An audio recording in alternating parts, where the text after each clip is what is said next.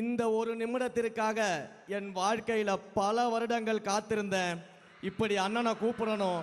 எப்படி கூப்பிடணும்?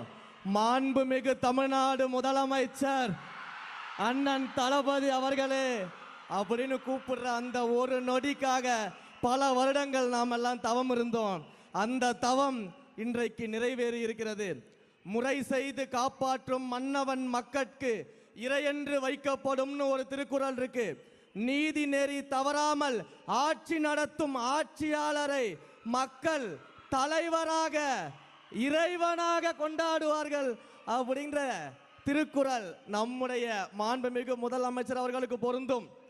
இன்றைக்கு இந்த திருச்சியில் அண்ணன் அவர்கள் நன்றி சொல்வதற்காக வந்திருக்கிறாங்க. இதே திருச்சியை தங்களுடைய கோட்டை கோட்டை என்று சொன்னவர்களுக்கெல்லாம் அதை வெறும் மனக்கோட்டை தான் காட்டி அதையும் உடைச்சி இந்த மலைக்கோட்டை மாநகரை தளபதியின் கோட்டையாக இன்றைக்கு நாம் மாற்றி இருக்கிறோம்.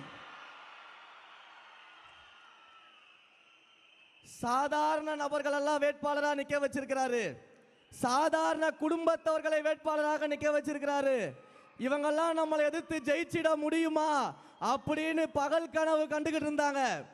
ஏன் சாதாரண குடும்பத்திலிருந்து வந்த என்ன ஸ்ரீரங்கம் சட்டமன்ற தொகுதியின் வேட்பாளராக அறிவிச்சாரு. அறிவிச்ச உடனேயே இந்த திருச்சியின் முதலாளி என்று சொல்லக்கூடிய பல பேர் என்ன சொன்னாங்கன்னா, ஸ்ரீரங்கத்தில் வெற்றி பெறுபவர்கள் தான் ஆட்சியை அமைக்க முடியும், அது சென்டிமெண்ட் அப்படின்னு ஏளனமாக பார்த்தாங்க. ஆனா இந்த சாமானியனை ஸ்ரீரங்கத்தில் வெற்றி பெற வைத்து ஆட்சியில் முதலமைச்சராக அமர்ந்திருக்கக்கூடிய ஒரு மாபெரும் தலைவர் நம்முடைய தலைவர் அவர்கள் மட்டும்தான். உங்களை போல இந்த இடத்துல இருக்கக்கூடிய பல பேரை இந்த இடத்துக்கு கொண்டு வருவதற்கான வரலாற்றிலேயே ஒரு தலைவர் இருக்கிறார் என்றால் அது நம்முடைய தலைவர் அவர்கள் மட்டும்தான். வேற எந்த தலைவராலும் அது முடியாது.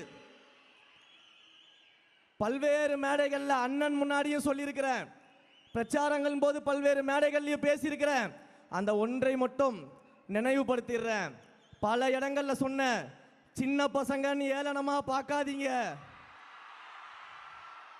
இந்த சின்ன பசங்க என்ன செய்வாங்கன்னு காட்டுவோன்னு பல மேடைகளில் நான் பேசியிருக்கிறேன், அண்ணன் முன்னாடியும் பேசியிருக்கிறேன்.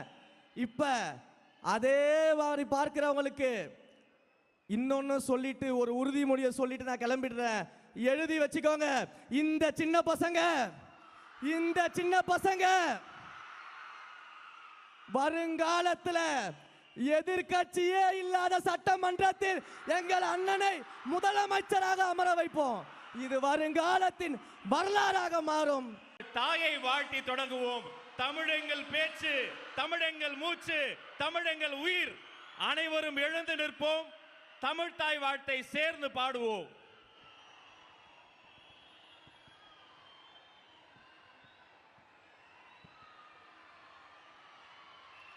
நீராறும் கடலுடுத்த நிலமடந்த கெளிலொழுகும்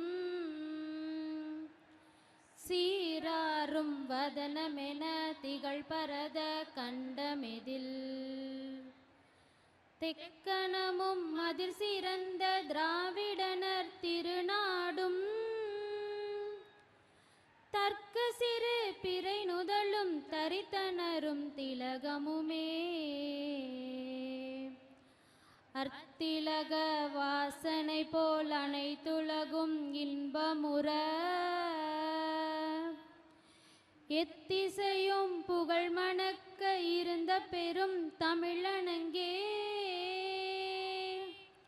தமிழனங்கே உன் சீரிலமை திறம் வியந்து செயல் மறந்து வாழ்த்துதுமே வாழ்த்துதுமே வாழ்த்துதுமே. நன்றி.